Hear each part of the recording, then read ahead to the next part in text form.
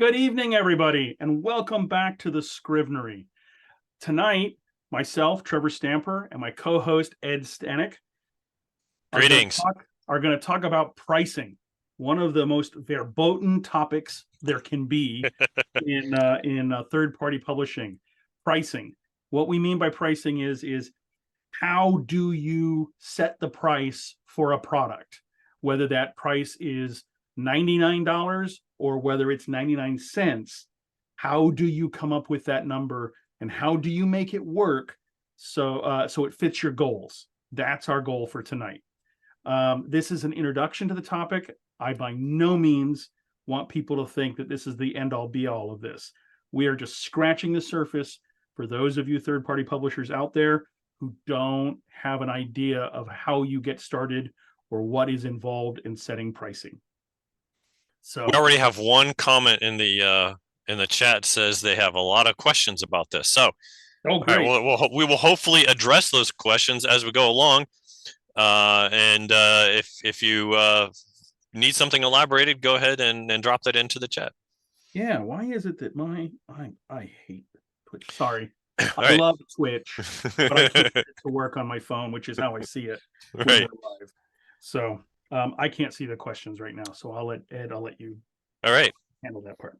But so Ed, where should we start when we talk about pricing? What's the thing to introduce us to this topic?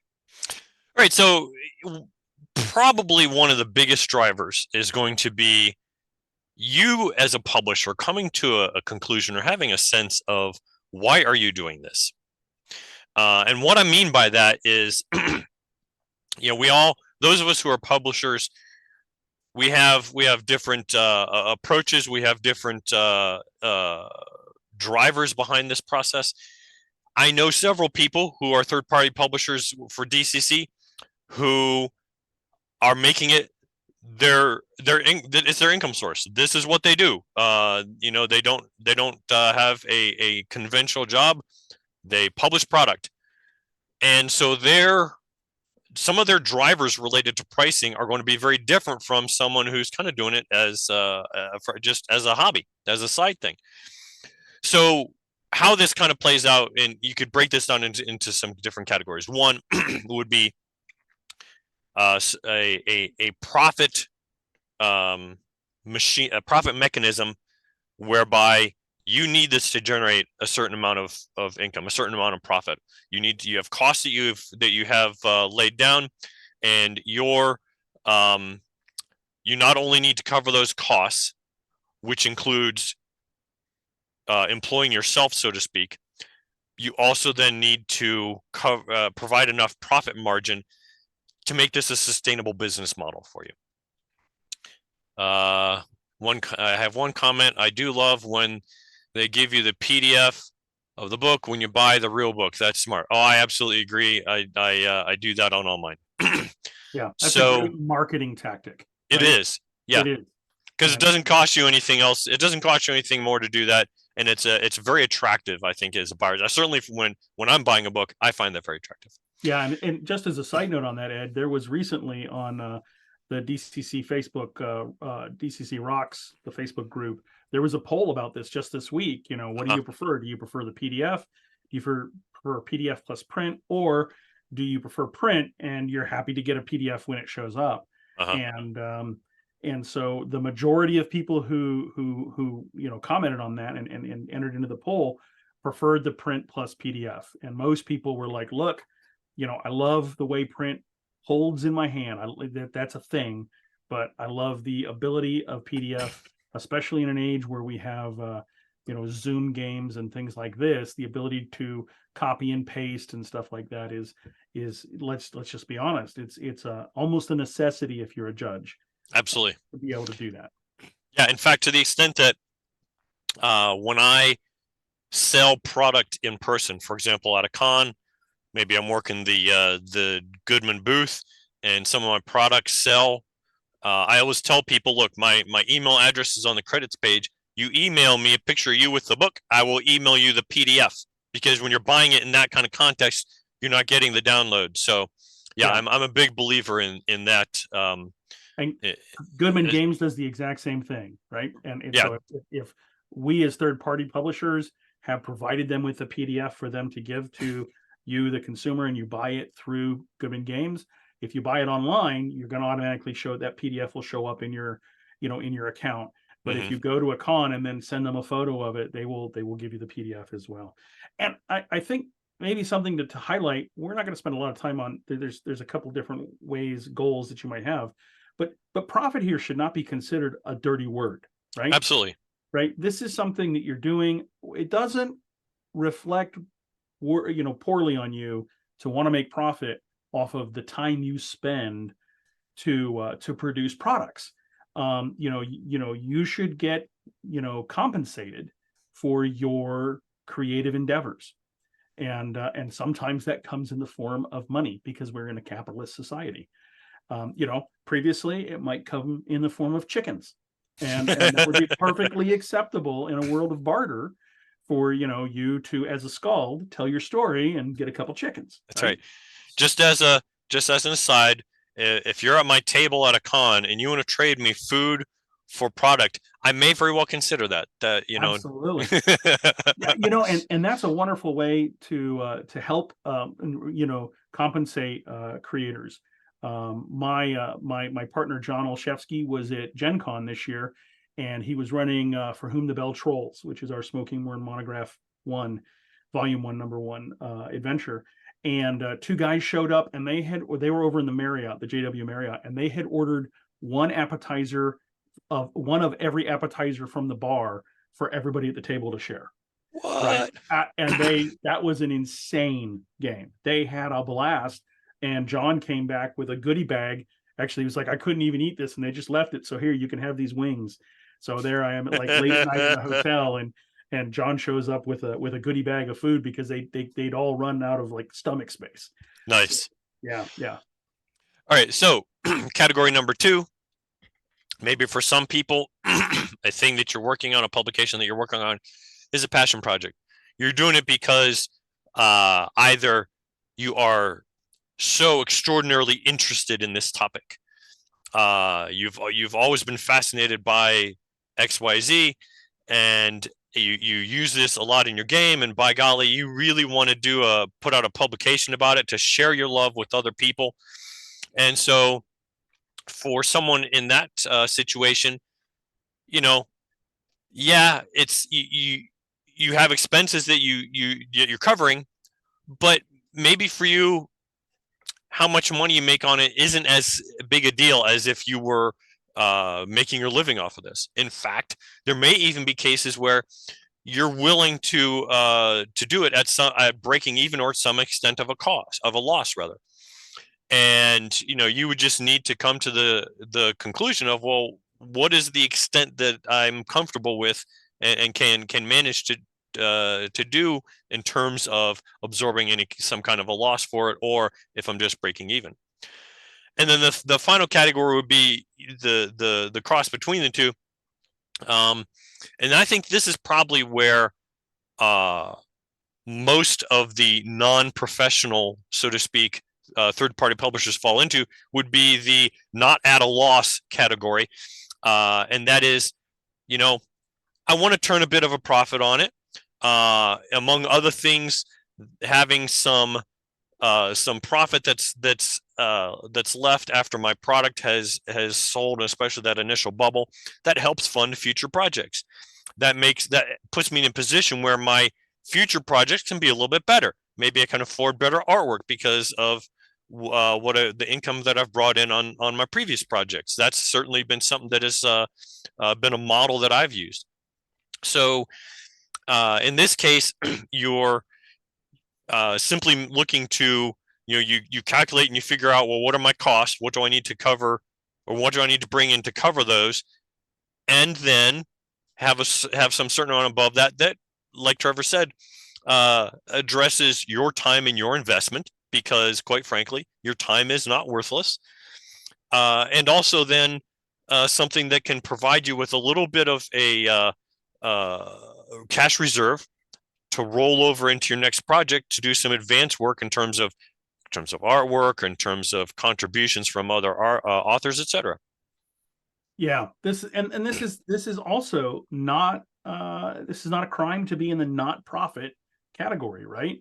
I mean, the decision that you are driven by something, or you're not concerned with making a profit off something, doesn't mean it's not worth charging for it, doesn't mean it's not worth pricing it correctly. What it means is that at your moment, when you're producing the product you're producing, profit is not a consideration, right? You're doing this, and maybe it's a hobby, maybe it's a side thing, maybe it's just something you got to get out of your skull. It's like a passion thing, but you can't take a loss on it. Perfectly acceptable, especially if you're in a partnership, right, with with a significant other, to say, hey, I need to devote some time to this project, but what I promise is even though I'm going to have to invest in a little bit of art or some printing costs or whatever the thing may be that you need to invest in, that I'm going to make sure it breaks even so that it doesn't hurt us financially. And that's a perfectly acceptable place to be as well. Absolutely. Yeah, and same with the passion project. Many of the people that I talk to, many of the producers I talk to, fellow third party creators, are in a position where they are driven by a passion to produce, and and then they're like that's the driving goal for me, and then the profit or non-profit sits at the side. It's something like, I've got to make some money on it because it takes up so much time, or this is not a consideration for me at this moment, and everything. So these three categories, though, are really going to drive what we do. And so, Ed, do you have a couple of projects that you've worked on that you could share that fall into one or more of these categories? What do you think? Yeah, absolutely. Yeah, so we'll peel back the onion a little bit, and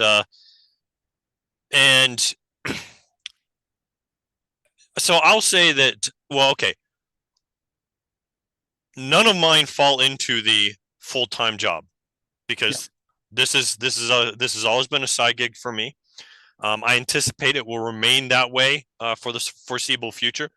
I don't have any interest in leaving my day job.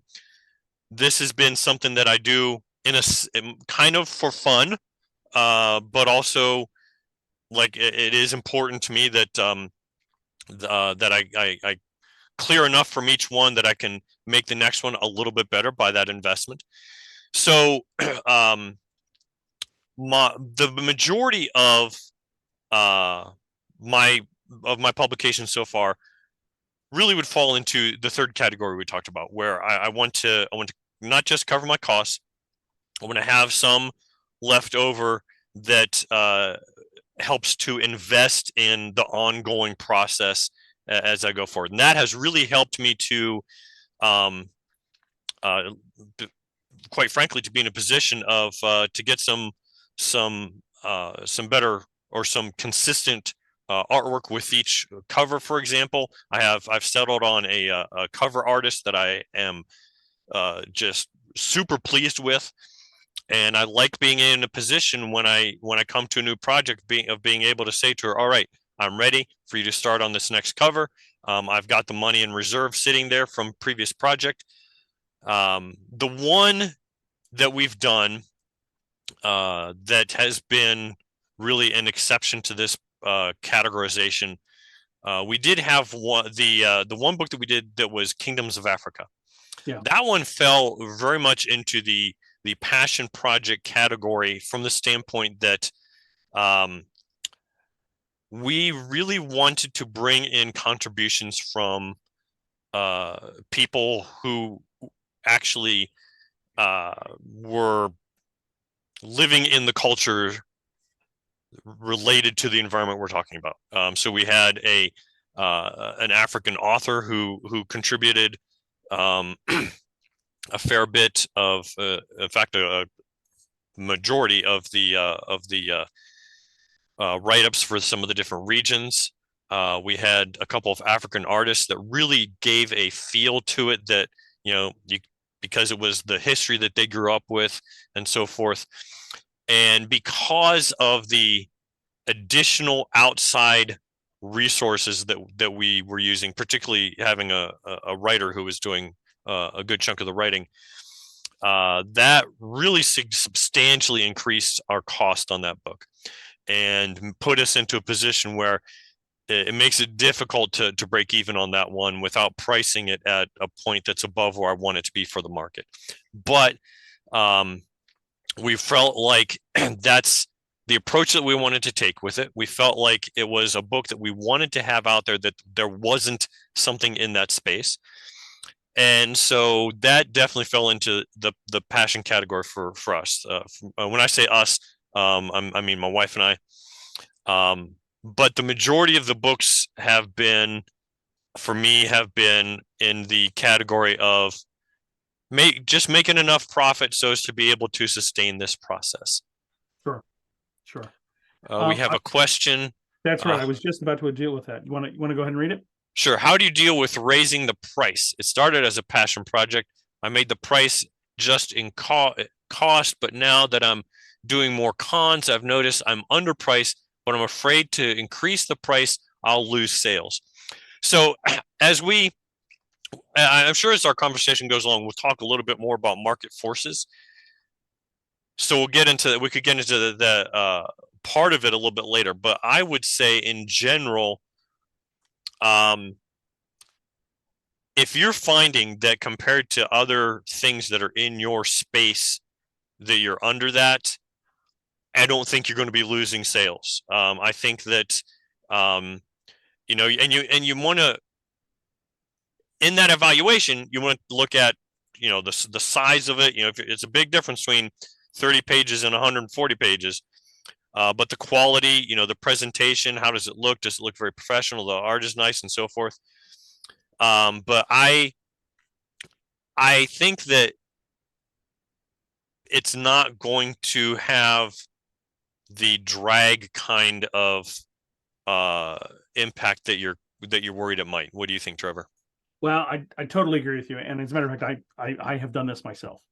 So when I started working on Tales from the Smoking Wyrm, and we'll come back to this in a minute, but let's answer the question first. When I started working on Tales from the Smoking Wyrm, it was a passion project.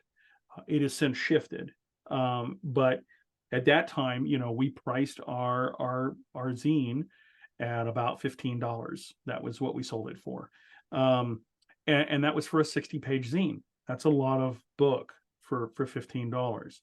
And we quickly discovered that was an underpriced model. And so I had print runs that were at $15. I sold through those. And when I went to reprint, I raised the price. I raised the price to $20. Mm-hmm. And the reason I raised the price to $20 was, is I need to have a reason, not just I'm going to, for me to feel happy with it and for my team to feel happy about it.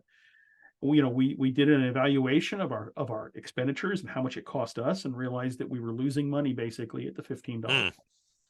And so we raised it. A couple people noticed and asked me about it. And I said, look, for $20, you're getting a 60-page zine. You're getting it in 2 colors, which, as far as the printer is concerned, is full color, right? Which automatically doubles the printing costs of the zine. Mm-hmm. Minimum doubles the cost.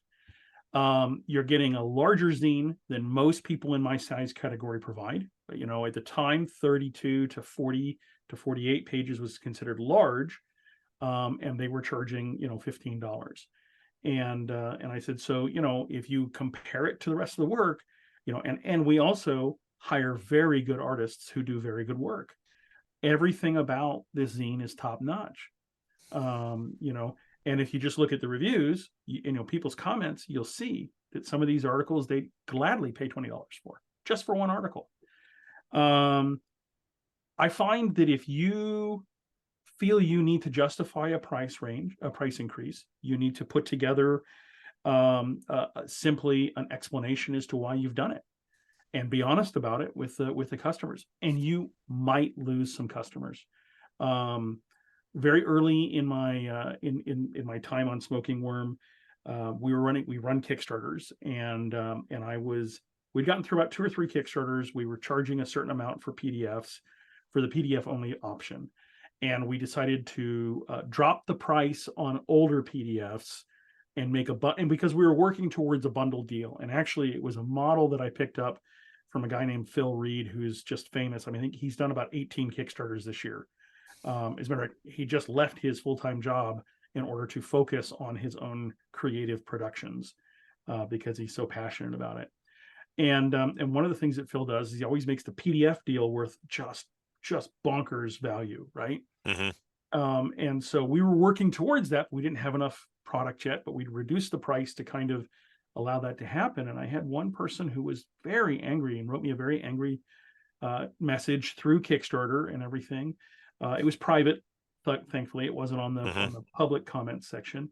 And I simply responded and said, look, you can't hold me to my previous Kickstarters in terms of pricing. I have, I adjust pricing as needed, and we adjust pricing as the demand is there, and everything to try and help produce the best possible product we can produce.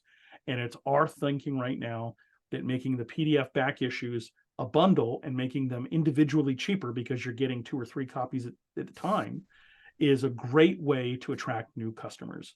And it's a great way for people to see our product.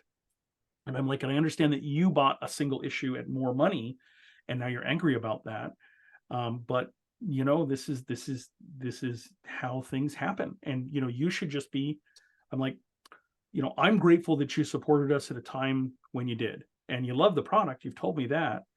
You're just feeling that this is a bad situation because I've decided to reduce the price on the product, on an old product, now in the future.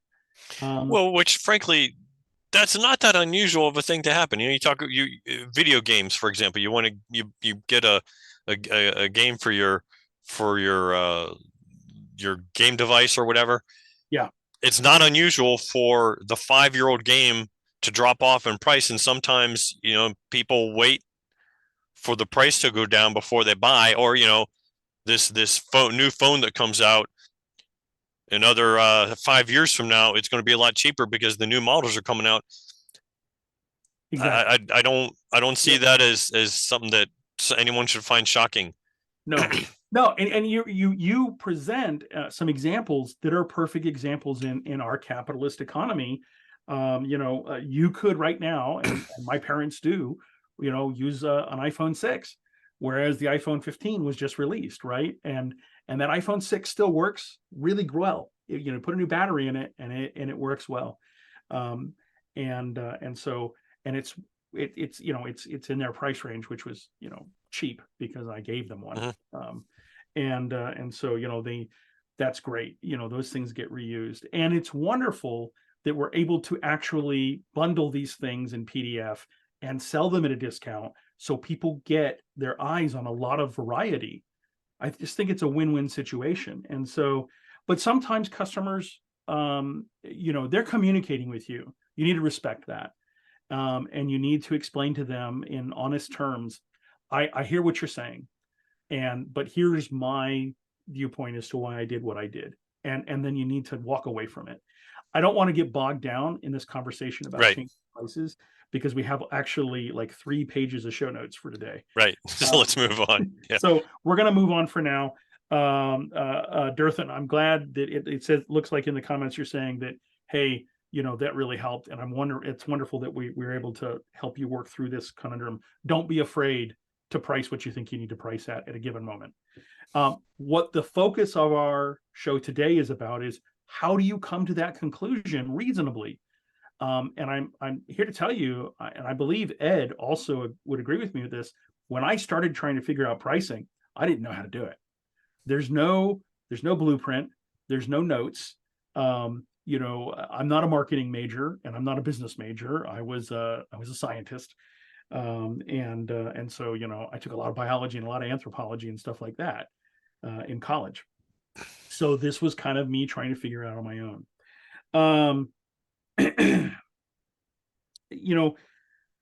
I think the first thing that we have to grapple with as third-party producers is, what are our costs? And as a matter of fact, before we get into that, I'm going to skim over them right now, but please go back, and I forget the episode number. We'll look it up and put it in the show notes when it goes to YouTube. But we have done an entire show on how do you budget for a product, right? How do you figure out what your costs are and everything? And it was about episode 20, I think, but it was about a year and a half ago. So we're not going to go into that much detail tonight. But in general, your costs come in two main categories. They come in a fixed cost category and they come in a scalable cost category. Okay. Now, or you could call them non-scalable and scalable. The terms are fixed and non-scalable or interchangeable. So costs can be fixed no matter how many of whatever widget it is you're producing, right? In this case, it would be a zine, okay? Or a third-party product. So no matter how many of these things you're going to actually produce in the end, there is a basic set of costs that just remain unchangeable, okay?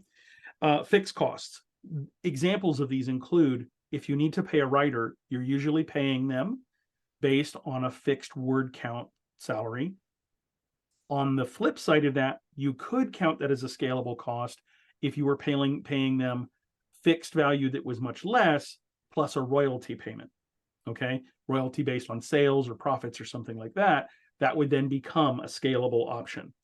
And but for the most part, kind of industry standard right now, most people get a fixed cost payment at the level we're dealing with. And then you have editing costs; those are usually a fixed cost. Art costs; those are usually a fixed cost. Layout costs, if you're paying for a layout, or if you're paying for a designer to help you design a logo or the look of your zine and things like this, those are fixed costs for us. In anything that is a one-time payment that doesn't change, no matter how many of these things you produce, whether it's one or a billion, right? That's a fixed cost. Does that make sense to everybody? And I'm not expecting to see that in the comments, but that's a rhetorical question. Beyond that, you have scalable costs. Okay, now a scalable cost is different than a fixed cost in that it goes up in cost or could go down in cost based on the scale of how many things you produce. Let me give you an example. Okay, I'm going to print one copy of a zine, right? If I'm going to do all this work and I print one copy, that one copy is going to cost me more per copy than if I printed 1,000 of this. Okay, something like this. This is actually a risograph print, but if it was like something from Mixam, this one issue is 56 pages plus a cover. It's got 2 colors throughout. One copy of this is going to cost me about $50 to produce one copy. Okay, if I want to print 100 of them, it's probably going to cost me about $4 each. And which means that my per copy cost obviously goes way down, but my total expense goes way up. Okay, one copy for $50, 100 copies at $4 each is $400.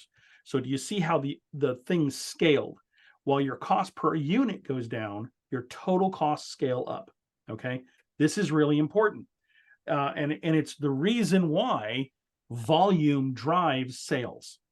Okay, because you want to make something and you want to make its overall cost, the impact of the cost to produce it, as minimal as possible and sell as many of them as you can so that you recoup as much money as you can. Okay, on the other hand, from the consumer viewpoint, they want something that is worth the money they're paying, and the only way you achieve that happy medium is you either pay a lot of money for it, right, like a patron paying for somebody to produce a beautiful piece of art for them, and it's just for them, or you basically diversify that cost over a lot of people so that it's much cheaper per person. Does that make sense to everybody? Hopefully it does. So these scalable and non-scalable costs really impact how you price things. And I really do refer you back to how you set a budget. But you're going to be able to basically, by working through what your budget is, and every budget is uniquely different, right? I believe, Ed, you do most of your design and layout, right?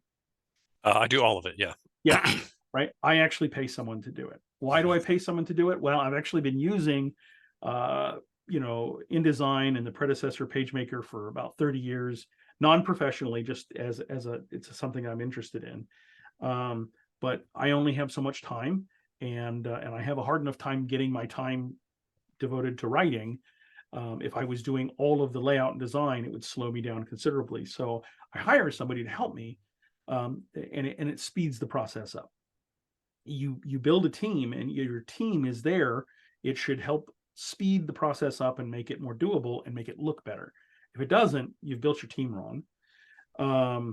But all of these costs are predictable, and even the scalable costs are predictable. Okay, because you can go to your printer and say how much to print one or how much to print 100,000, and the printer can give you they can make an estimate because they know how their print process works based on the specs, the questions they're going to ask you about your product. Is it in black and white? Does it require color? How many pages is it? What's the size of the pages? Does it have bleed or not? And things like this. Your printer is going to ask those questions, and they're then going to say, oh, it has bleed. I need to use a bigger piece of paper and cut it down, and things like that. So they know how to fix that into their price estimates, and they're going to give you that price estimate back. Get as many price estimates as you can. Okay, establish those costs, and get them all to you so that you know how much it costs you to produce that first item. Then what I recommend you do, if you're really trying to figure out, how many things you're going to print, because that's the one thing you don't know, is go to a place like Kickstarter. Ask third-party publishers and say, hey, Ed, when you printed, Comic Crawl Classics, how many of those did you print, right? Or when you printed the first Pax Lexway, how many of those were there? Sometimes you'll get lucky, and the publisher will actually write in the book, tell you how many copies they printed on a given print run. Mm-hmm. Nick Barron does that. He'll say, this is the second printing of Rabid Dogs, and I printed 250 copies, right? And so you can see what that scale looks like. Oh, he's printing 250 copies. That's not a lot. And you can basically, based on your goal, do I need to make money, and how much do I need to make? Or do I not care about making money, but I don't want to lose money? Or I really don't care if I lose the boat, right? Based on that, then you can begin to see the costs and what you're willing to burden in terms of cost to get it out to the consumer. And that allows you to start kind of dividing that one by the other to figure out a cost. Now, that's still pretty murky. We're going to spend some more time on details. But Ed, how else, what are the details on establishing costs?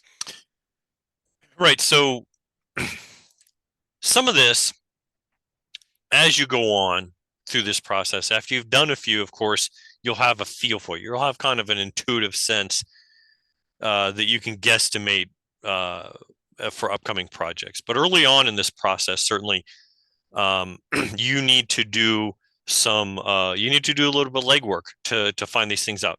So what do you do for that? Well, anybody who's going to be providing a good or service for you, whether it's an artist, an editor, a layout person, or a printer, anybody who's going to be providing some kind of service, reach out to these people and just ask for some quotes of what their rates are.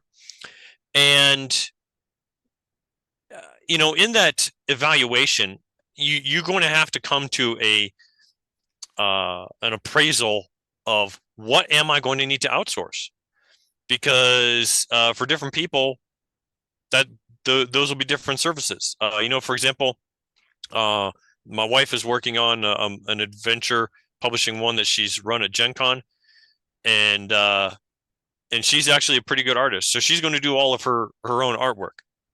Okay, Wonderful. that's awesome. nice. Yeah, I cannot draw worth anything. There's a reason I use mapping software. So if I'm looking anything that I'm looking at in terms of artwork, I have to build that in for cost, and we've got a whole episode, actually I think multiple episodes on dealing with artwork, so I'll refer you to those. But yeah, so you have to, and by the way, as our project is Rune of Ravens. As a kind of a spreadsheet nerd myself, I immediately gravitated to Excel and or Google Sheets for this. because you want to track for each project. And that gives you a better feel as you're going forward. But come to establish a budget. Like I said, look at a printer, whether it's a printing house that's going to print you 500 copies, or if it's something like a drive-through where it's a print on demand, they've got their rates listed there.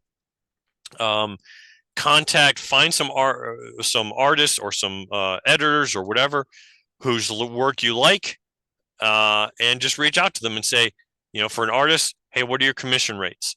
Then there's also stuff like stock art and so forth. And then I would encourage you for any one of these to especially early on in the process, reach out to multiple providers for whatever service.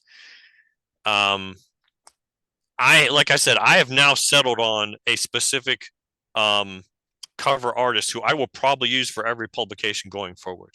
I'm that pleased with her work. But I've gone through a lot of other artists to get to this point, and they all did good work. But you'll come through stages where you're happier with one person's work than another. That includes how timely they are, how much they give updates, et cetera, et cetera. But early on in that process, you're going to want to be evaluating different people until you get a feel for, okay, I trust this person. I don't need to shop around anymore after you've done several projects with them. If it's somebody who does or that can provide you with any kind of a sample of their work, by all means do that. With an artist, look at their past work. That's probably how you're going to be selecting artists to begin with, is you like their style.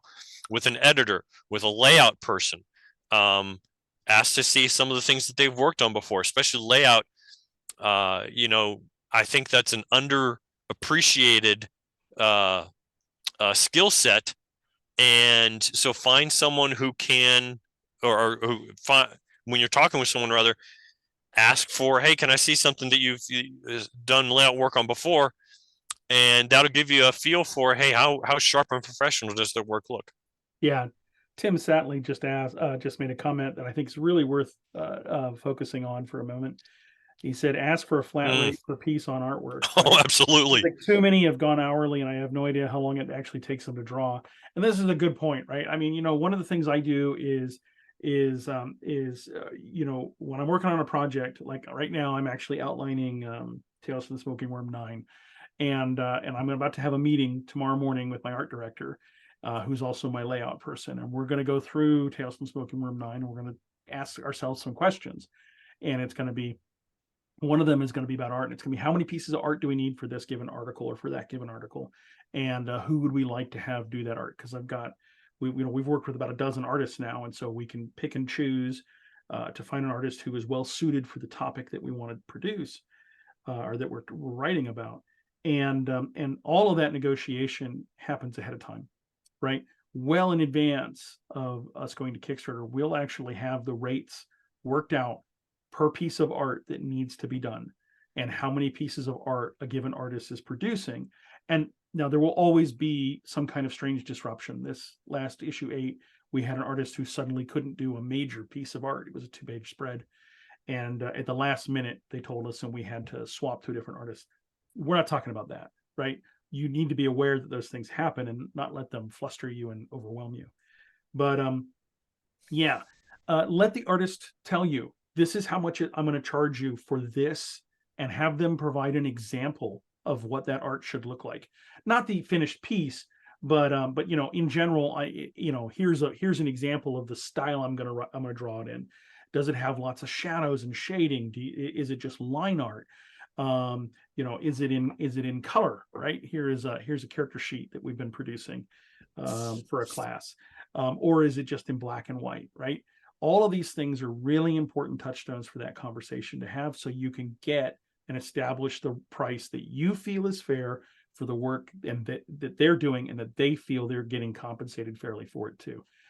How do you have that conversation? You need to learn how to have that conversation. And usually I begin with a conversation when I pick up an artist and say, in general, I'm talking about black and white artwork. We might put a spot color on there, but if I'm talking, and most artists talk in size, right? So a 5x8 piece, or 8.5 by 11 piece, or an 11 by 17 piece, or something like that. If it's a double 2-page spread, and so you can talk to them about that and have that conversation, and ask what would they charge for X size and X amount of detail, and they should be able to give you that, Mhm. and that establishes a common connection. And then once you've worked with them for a while, you'll see a pattern, right? The artist will, if I need them to do a 5x8 spread, which is a full page piece of art, full bleed, the artist will ask again and again for the same rate, or about the same rate. And so then you can begin to estimate, hey, when I assign X artist to do X piece of work, I can anticipate the cost will be this much. And as a matter of fact, in my conversations, when we pitch to the artist, after we've established that artist's work and some prices like this, I often say, will the pricing that we used for X piece previously still work for you, right?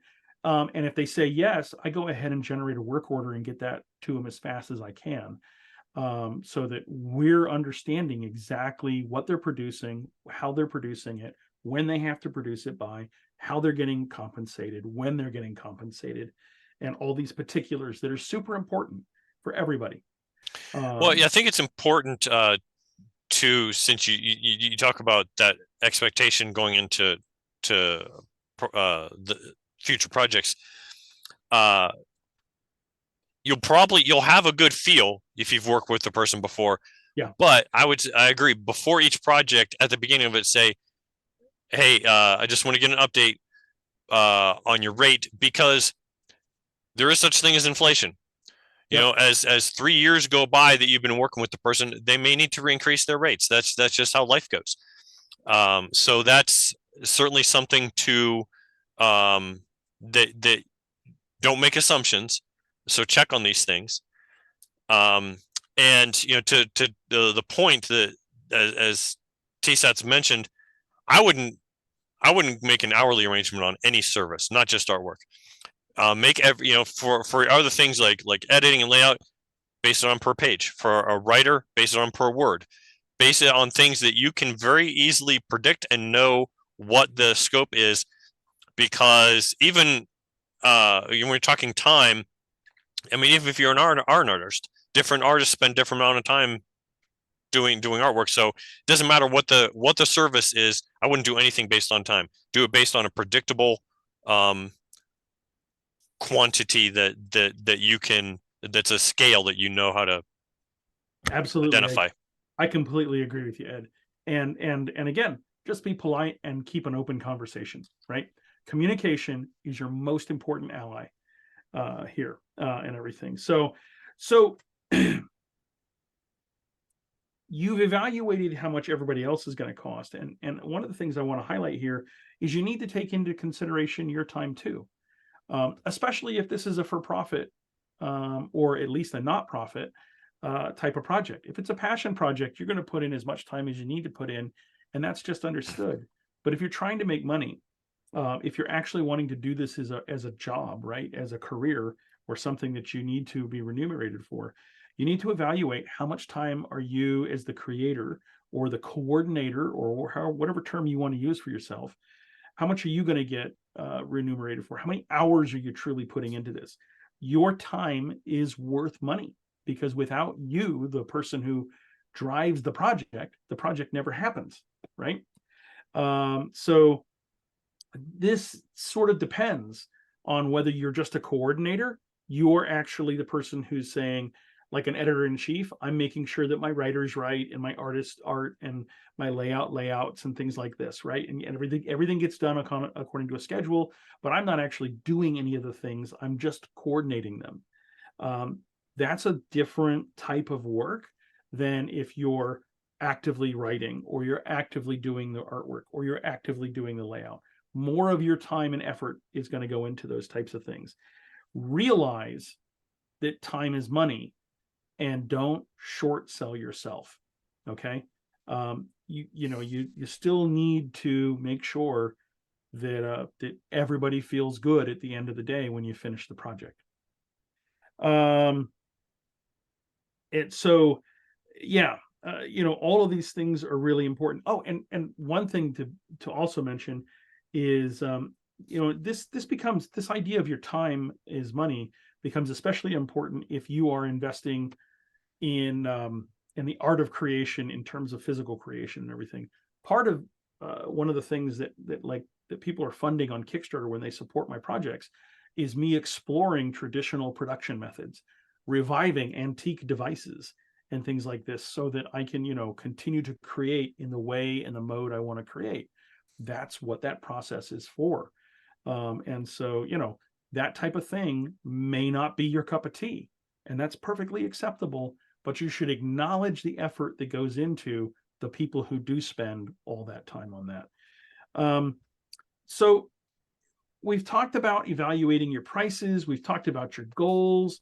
And really, we haven't talked much about pricing yet, and we're getting there. Okay. But the first thing we want to talk about is we want to talk about some selling strategies. Okay. Because these also impact how you set your prices. Okay. Ed, do you want to introduce us to this topic? And Sure. So broadly speaking, there's two categories of approach here. You've got the distribution model, in which case you are not doing the actual sales. You're not doing the actual supply to the consumer. You're routing your product through a distributor of some kind. And then the other broad category is the direct sale model, in which case you are more in person, dealing with the various stages of getting your product from the point of being produced to getting it into the consumer's hands, as opposed to having so you've got fewer middlemen in that process. Yeah.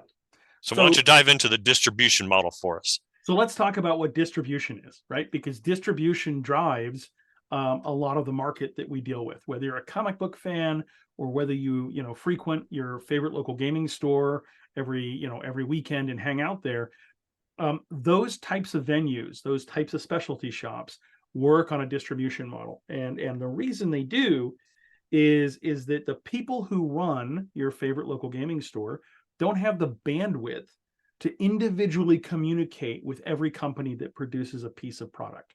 Okay. They don't have the bandwidth or the time to talk to Wizards of the Coast to get 5th edition product, with someone else at Wizards of the Coast to get Magic product, someone at Chaosium to get Call of Cthulhu product, someone at Goodman Games to get Goodman Games product. That's just way too much effort, right? They would literally run out of time, and you would never get the products you want. And so what happens is those companies basically send their product to a distributor, and the distributor advertises to a retailer. So there you have 3 steps, right? You have a producer, a production company, a publishing company. You have a distributor, and then you have a retailer, and then it gets into your hands when you go to the retail store. Okay. There can be a deeper supply chain. You may have multiple distributors. You could get to a size where it's like you have a distributor who distributes to distributors, right? And that's possible too. So you can get a couple middlemen in there. In general, distribution models work on a percentage off retail value. Okay. And so your retail store buys product at 50% off retail on average. Okay. So for every copy of a Goodman Games, like, Dungeon Crawl Classics book, which usually runs between $40 and $60 or $70 if it's a specialty cover. But $40, I believe, $39.99 is the current price. Maybe it's $49.99 now. It's been a while since I've bought one. It's not a specialty cover. Let's say it's a $40 book. Your retail store is paying $20 for that, and they're making the biggest cut of profit off of that. But they also have the most real investment problems, right? They have to pay for that retail space. They have to pay for all of the the electricity and everything necessary to run that space, and the manpower to run that space. They have to hope it sells. They have to hope it sells. So they're buying it on the hope that you're going to purchase it, and stuff. And so, and they need to have enough stock that it doesn't run out and they can't get it again. So they're always hedging their bets, right? They're buying the minimum they know will sell, or they hope will sell. And they're hedging that with, do I have enough money to buy a couple more of this because I'm hoping it will sell more. So they're taking a huge chance, and they bear the ability to make the most money off the product, but they also have the highest expenses. They're buying from a distributor. The distributor is buying from essentially the wholesaler, right? From the publisher, at somewhere between 60 to 70% off retail. It varies depending on who your distributor is, and if there's a couple of distributors in there in that process and stuff. But on average, the distributor is buying it at, say, 60% off, selling it at 50% off. So they're making 10% simply by receiving orders, breaking that up, re-coordinating those orders into what an individual retailer wants, and shipping it back out. Okay. And so they have fixed costs. They have their own costs and everything, which we won't even go into here. But that's what you need to know, is that in general, they're going to buy at 60 to 70% off retail. Okay. So under the distribution model, you need to make sure that all your profits and all your expenses exist somewhere in the category of, under 30% of the total cost of the product. What does that mean? That means, for example, if we have a $10 product, that everything to produce that product needs to be under $3, because that's what you're going to, $3 to $4, because that's what you're going to get paid to send it to a distributor. Okay. So what you're hoping is that the distributor, because they talk to all the retailers, is getting enough orders that you can drive your volume up, drive your individual costs down, and make money that way. Okay. Or at least cut all of your losses that way. Or if you don't care, it's such an individualistic thing. We don't want to spend much time talking about just passion projects. So this is really important, right? In order to produce in the distribution model, you're hoping for volume to help offset costs so that you can maintain as little impact on the per copy cost as possible, so that you can survive on the 30% to 35 or 40% that you're going to get, that $3 to $4 off of every 10 that you're going to make as a publisher. Okay. The distribution model has a couple of things that you need to be aware of.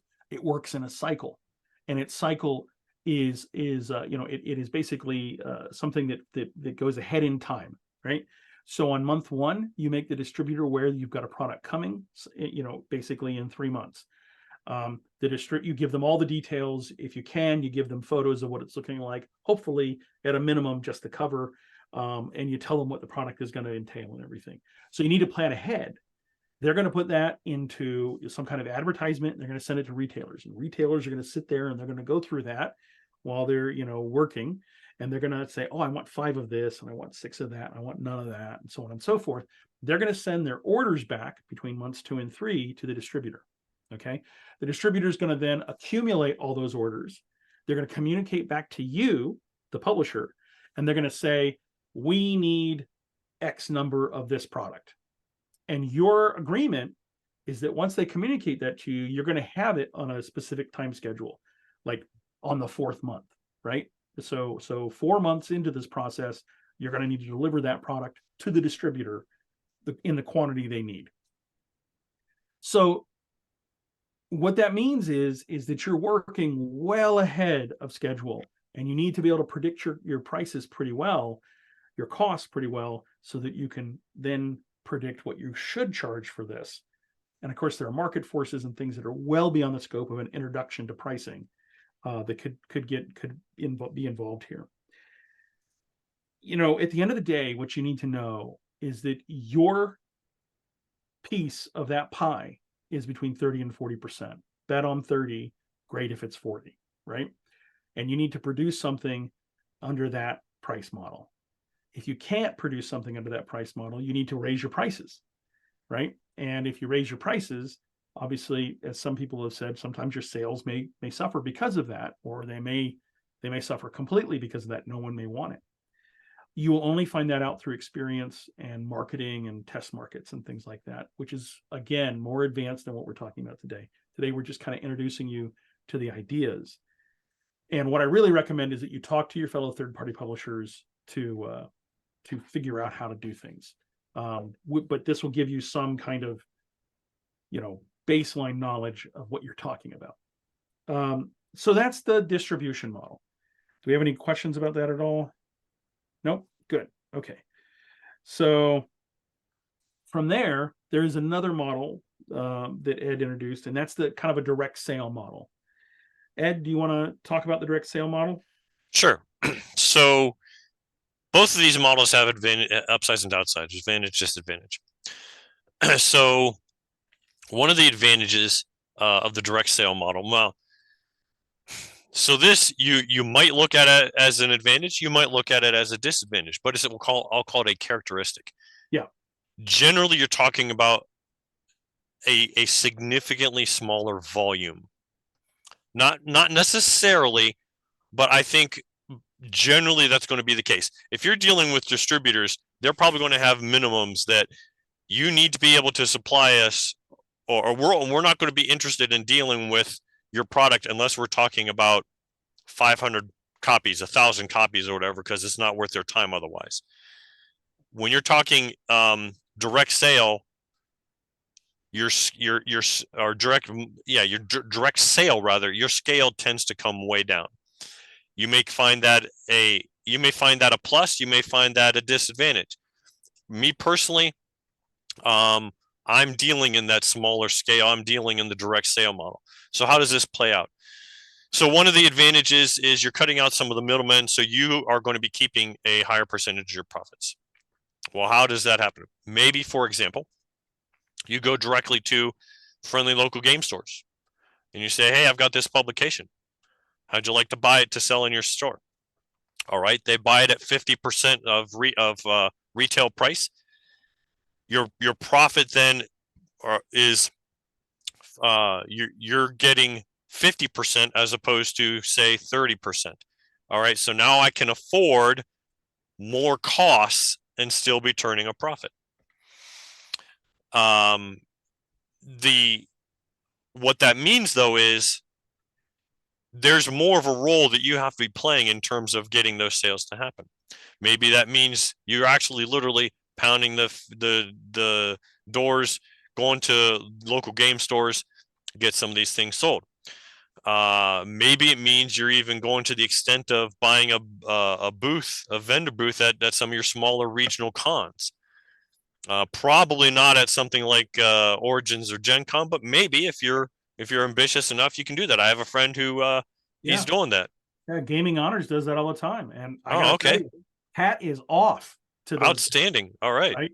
Yeah, absolutely. Yeah. This is I think the second or third year they've had a booth at Gen Con, and man, I'm just absolutely impressed, and I think that's wonderful. That is. Now, if you can be in a position to somehow sell directly, like for example, you're doing a booth. All right, then you're selling 100% retail. Now you have the cost of the booth, etc. So that stuff like that has to be taken into account. But your margin becomes much bigger, so you can then afford to have either higher cost in your product, invested in your product, or you can be looking at a larger profit margin. But you do have to keep in mind that there are costs that come with it, such as there's marketing. You might have ads in some space.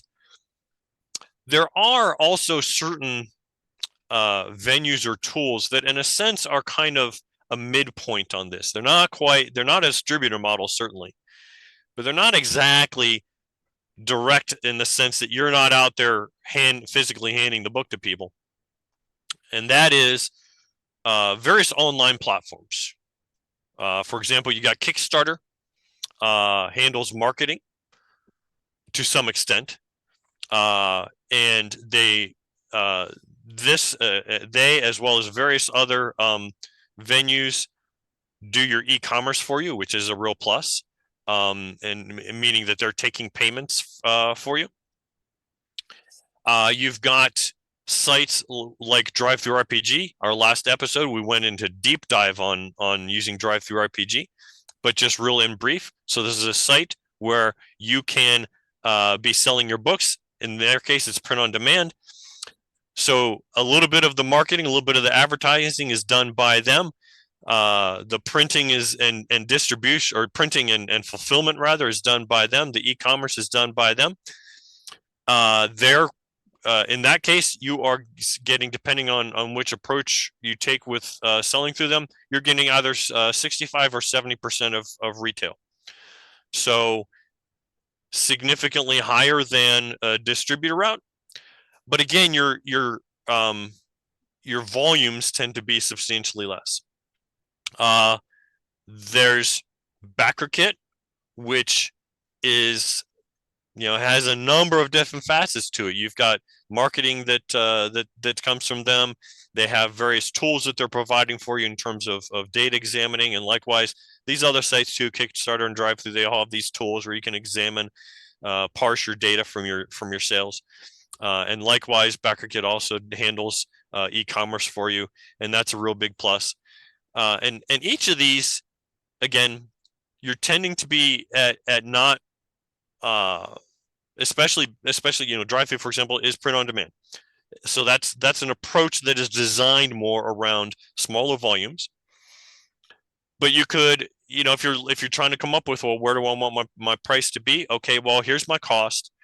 If I get to keep 65% of the price and I want to make this much per book, then it's just simple math to come up with where my price is going to be.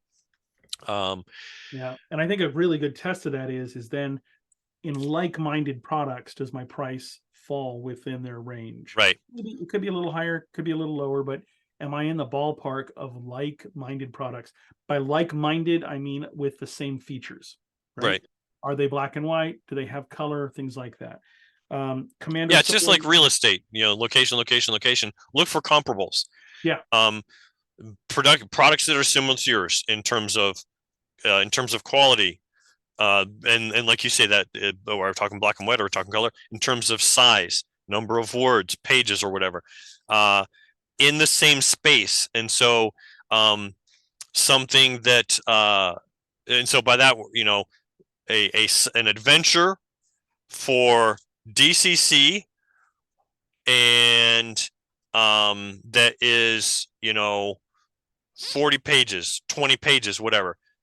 Those factors are going to look different, as opposed to if you're comparing it to something that is produced by Chaosium for Call of Cthulhu. That's a different game. It's a different it's a different target audience. Perhaps maybe it's bigger, maybe it's smaller. These things, you want to get something that's as similar to your product as you can, and see how it's selling, to get a sense for, well, I think I'll price mine comparable to that. Yeah. And there's a couple other things, a couple of comments that I want to quickly touch on. Mm-hmm. First of all, Foxy reads, I want you to play Hangman's Garden. Absolutely go out there and do it. You're going to love it. It's a great adventure. Dieter did a good job on it. Secondly, Commando Solo 193 talked about a couple other ways in which you could make some money as part of this package. Don't forget extras like doing direct. For example, you could sign it for $5 more or something like that, or take a picture with the customers and everything. And I see that that kind of pricing strategy comes in kind of the more famous you become, or infamous maybe, right? And everything. So, if you're Patrick Stewart, you can afford to, charge $100 for a signature or something like that and get a photo. Whereas, most of our kind of gaming celebrities, at most conventions, they're just happy to sign something and jazzed about it and everything. Like that's awesome. Somebody clearly wanted my signature on their book. I'm just so happy, right? So I've never charged anybody to sign something, but you certainly could. There are also extras like bookmarks and everything. If you want to charge for those things, that's entirely doable. For instance, I charge for the character sheets I produce, whereas bookmarks became an incentive, so they became a cost to me. And I do that when I do Kickstarters. I give incentives for early adoption of the Kickstarter.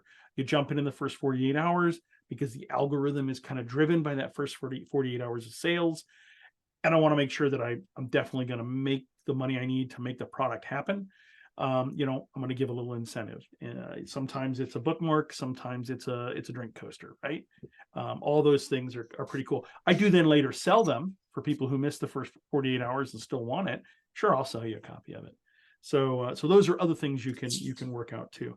But those are all additions beyond how do I price my book, right? And so Kickstarter and BackerKit, like Ed was saying, they're great marketing platforms and stuff. But there's also other things. Okay, so we've now kind of gone through and touched on all the things you need to know to begin to make an informed decision on pricing strategies. And so we're going to touch on 2 different pricing strategies. There may be more, and some of the people who teach marketing and budgets and economics and everything, I'm sure have more. From Ed and I's experience, there's kind of 2 that we deal with, or when we talk to other third-party publishers that they bring up. One of those is an entrepreneurial model, and the other one is kind of what we're going to call the non-entrepreneurial model. And the reason I named it the entrepreneurial model is because I hear entrepreneurs talk about it, and when I went in a previous life, went to some entrepreneur training for my previous jobs and career and everything. This was definitely the model they touched on quite a lot. Okay, on how you should price it. It's very geared to the distribution model. I'm just going to say that up front. The entrepreneurial model is kind of very basic. You take all these costs, everything we've been talking about up to now, right? You add them all together, your time, your expenses, blah, blah, blah, blah, blah, all that stuff we've talked about. Multiply it by 5. That's what your product should cost. Okay. So if you know that it costs you on total, and of course you need to know how many you want to sell at that point too, right? Let's say, set it for 1,000 or set it for 100. I say you go and look, especially when you're getting started, go look at Kickstarter and see how like-minded products are getting supported, whether it's 125 backers or whether it's 500 backers, and then divide it by an average of those numbers, because there's plenty of data there. I was talking to Joseph Goodman the other day, and he mentioned that they've started going back and looking at previous third-party publisher Kickstarters and tracking them, and there are over 150 of them from the last 3 years. And so DCC has actually got a lot of presence on something like Kickstarter. You can go to a website like KickTracks and see all of the Dungeon Crawl Classics Kickstarters that have made it, and even those that didn't, and work out that data. But if you're, at the end of the day, if you look at everything and say, this product per issue costs me $2 to produce, then you'd want to sell it for $10. And then the question becomes, is that a legitimate cost, or is it something that's overpriced? And you need to look at the market forces to kind of, what people have done in the past, taking into consideration a real appraisal of how much you put into that. So again, this assumes that kind of distribution model thing, because they're assuming that they're whittling away on that overall retail value to get down to that like 30% or something that is your part of the pie, right? So if you're multiplying the cost by 5 and then dividing them back down to where you're getting 30% of that total, you're factoring in paying other people to do the selling, to do the distributing, or maybe the distributing to the distributing and stuff like that. So it allows you to then sit there and say, okay, I need to sit inside this like 30% to get everything worked out, and I've got a price. There's some implications here that we need to kind of talk about. First of all, on a profit project, like we've been talking about, because it's kind of the default, we assume that you want to at least not lose money, preferably make a little bit of money. You need to be able to price your item so that you're making a little bit of, 10 to 20% over your overall costs. On a passion project, though, you can violate that 5 times rule. And the reason is because it doesn't depend, you're not concerned with the loss, right? Because it's a passion project. You just want to get it out there. How much you're concerned with the loss is something you have to assess on your own terms based with your own family situation and stuff like that. We certainly are not saying that you should just, sell the car, get rid of the house, and and ignore the wife and kids or the husband and kids so that you can make this project. We're saying that you need to take all that into consideration too. Be reasonable.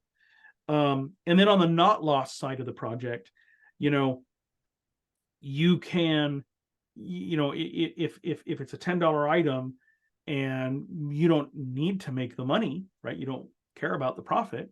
Maybe you sell it for $9. Maybe you sell it for $8, right? Because you just want to get it out there and you want more of them out there, right? You're hoping that the low cost will attract interest.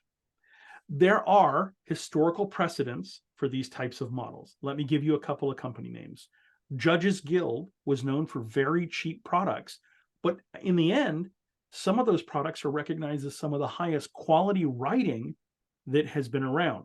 Goodman Games is actually taking advantage of that. And so you can see that them going back and redoing some of these and in their OAR series and everything, that is a testament to how powerful those adventures were when they were written in the 70s and everything. Just because it doesn't have a pretty package doesn't mean that it doesn't have good quality material that you can work off of. On the other hand, it's hard to see the quality if you can't figure it out because the packaging's poor. I'm just saying that there's a strategy there. Then you could go on the entire flip side of that. You could have way more, design appeal, style than substance, right? And so that's kind of like your art project, right? Where you just want to get beautiful art out there. And if it has a little bit of stuff, that's great.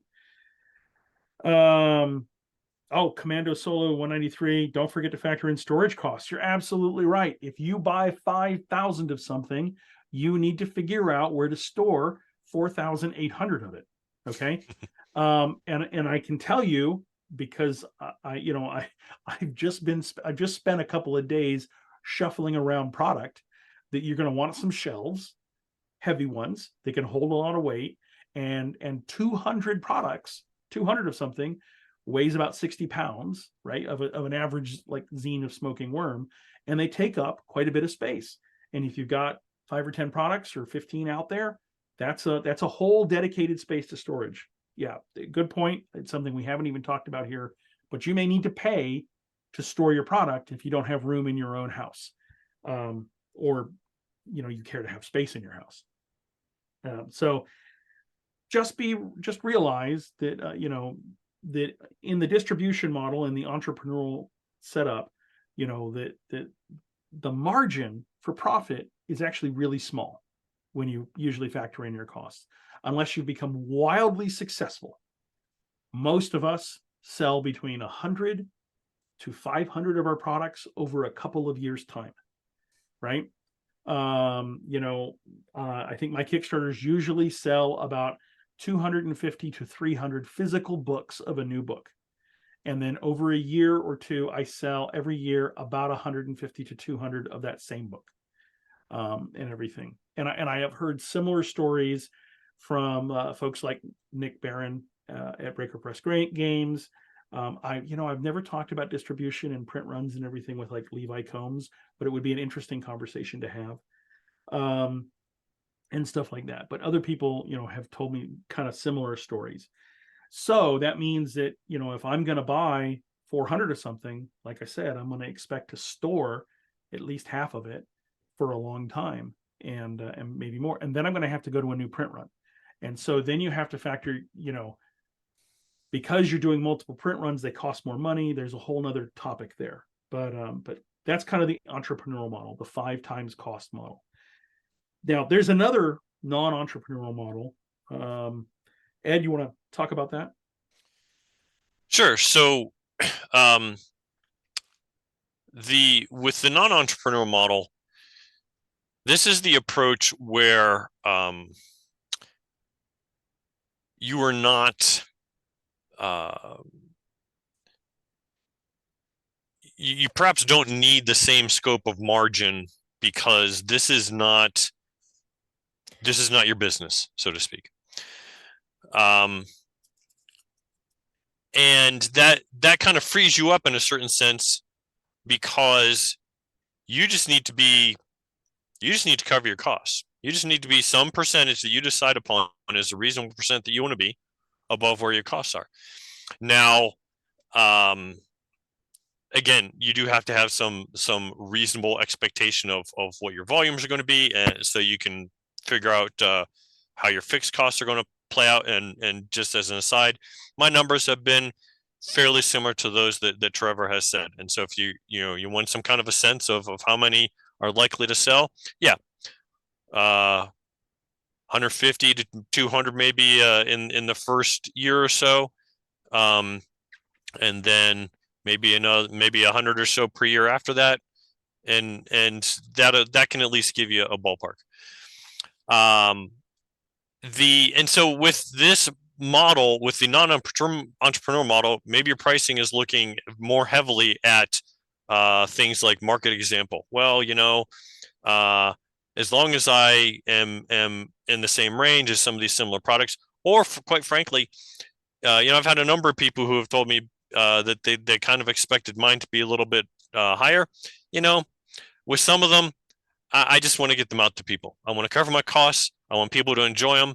I like the knowing that people are having fun playing my game, my adventure. So with some of them, and you may take a different approach with different publications of yours, by the way, too. With my adventures, I tend to price those perhaps a bit below what the market looks like, just because I want people playing them. With some of the other books, well, I've got more costs, I've got more art going into the campaign settings and so forth. But also, those are a book. You can justify that this is a book that someone is going to be, it's as an adventure. You probably run it once and then you're probably done with it. Campaign setting or something like that, a supplement of some kind. They're holding on to, they're going back to from time to time. They're referencing it, and so it has more long-term application for them. And so you're just looking to address, making sure that you're not long-term losing money on these. Cover your costs. That includes the various people who are involved, includes at least perhaps something for rolling over for other projects. And one thing I think that is worth considering is that on the one hand, you might think, well, a lower cost equates to more sales, perhaps.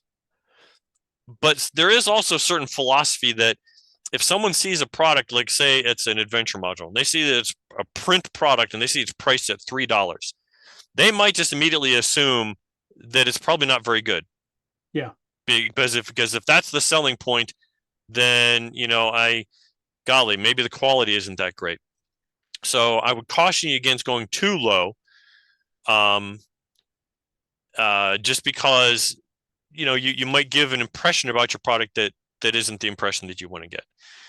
So we've got 2 minutes left. I'd say, are there any things that we want to, as a broad overview, give as our touch back to as our summaries? So I think Ed, when you come down to it, we've given you an introduction to the things you should be thinking about. This can be incredibly complicated. You never can tell how a product is going to perform until you get it out there. Working on communicating what your product is and what it does and how it can help people is really important. And I don't think you can underestimate it in terms of facilitating higher prices and stuff. I do think that there are ways that you can cut costs, and we have talked about that in previous episodes before, right? So we're not concerned tonight with that total pricing scheme. We're telling you, no matter what you do, whether it's write it yourself and do stick figures in order to cut prices, or get stock art because it's cheaper than custom art and things like that. All those things are legitimate options. Okay, we have entire other shows devoted to those. At some point, you come down to, it costs me this much to produce this product, and I have a goal. I either need to make money or I don't, and that's going to dictate how you set that pricing. Okay, it's really helpful, I think, Ed, to go and look at what your colleagues in the third-party publishing industry are currently doing, and the volume they're working at, because that's going to inform you what you should expect given similar outcomes. Okay. You may do better, you may do worse. But in terms of predictive model, they are things that have happened, and you should feel more confident based on that than less confident. I think that's how I would end it.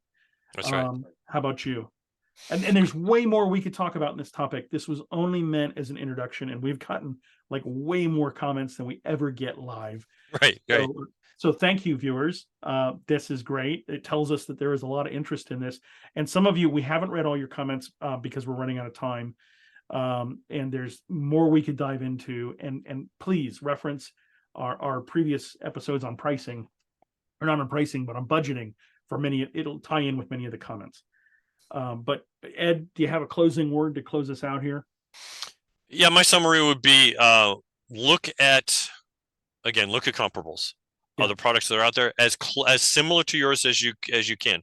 If it's something that's a game supplement that people will be referencing a lot, and then that has more value. Look at comparables to get a sense for what sells, what's good pricing. Make sure you have a good sense of all your costs. Get pretty exhaustive about keeping track of those, and then don't be afraid to and understand what your angle is going to be, what your needs are, how, like we talked about, passion project versus I just need to break even versus I'd like to have enough to roll into my next project. Understand those, and don't sell yourself short. Absolutely. People are going to have fun with your product, and they're going to have a good time with it, and they see value in that. And you, as a gamer, that you pay for things yourself, and so recognize that just as you invest in buying things that have some value for your game, people are going to do the same thing. So that's I guess the summary that I would come to. Yeah, and last word before we close out: be happy with the product you produce, and know that it's bringing somebody some joy somewhere, and just be really happy about that. Right? I can't tell you how gratifying it is to hear someone tell me, man, I played For Whom the Bell Trolls. I absolutely love that. Or, and I didn't write it, I just produced it. Right? Or Tales from the Smoking Wyrm is a very relevant product. And I'm sure, Ed, you get those exact same comments. And by the way, the same thing applies to the Scrivenery. We spend a lot of time talking about this stuff in behind the scenes and planning what we're going to do next and everything and stuff. And when people come up to us and tell us, wow, those past episodes were really helpful in me getting my first product out the door, that makes it all worth it. Yeah. And if you have ideas for the show in the future, please let us know. Things that you'd like us to explore. We may not be the experts, but we'll find someone who can talk about it. So, that's right. Yeah. So until next episode, thanks, Elena, for your help. And thank you, Elena. Good night, folks. Have a great night.